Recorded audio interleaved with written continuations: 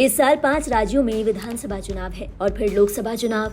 2024 के चुनाव को लेकर रणनीति बनाने में सभी दल जुट गए हैं। सियासी कीचड़ एक दूसरे पर उछाले जा रहे हैं। बीजेपी को सत्ता से बेदखल करने के लिए इंडिया गठबंधन एड़ी चोटी का जोर लगा रही है, लेकिन बीजेपी इस वक्त एक ही सवाल कर रही है कि प्रधानमंत्री उम्मीदवार कौन, यानी पीएम मोदी के सामने कौन। ऐसे में सवाल का जवाब पार्टी के दिग्गज नेता शशि थरूर ने दिया।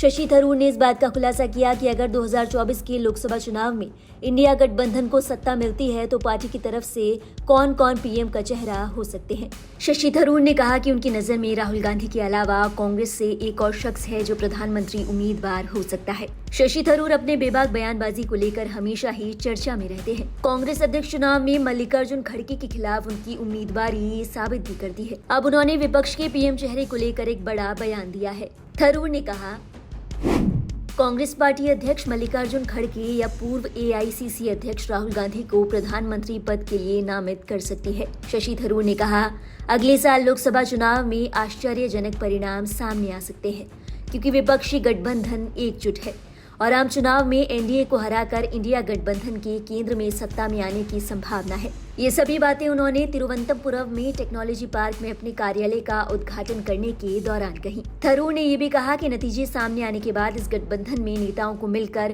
एक कैंडिडेट चुनना होगा। मेरा अंदाजा है कि कांग्रेस पार्टी की तरफ से मल्लिकार्जुन खड़गे का नाम दिया जा सकता है।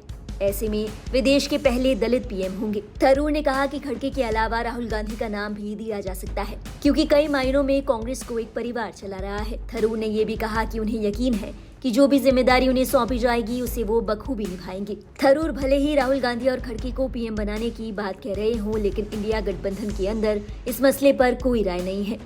गठबंधन की आखिरी बैठक मुंबई में हुई थी। उस वक्त भी पीएम फेस को लेकर सवाल पूछे गए थे। तब गठबंधन के तमाम नेताओं ने कहा था कि बीजेपी के विपरीत उनके पास प्रधानमंत्री पद के लिए कई चेहरे हैं। ऐसे में किसी एक का नाम नहीं लिया जा सकता।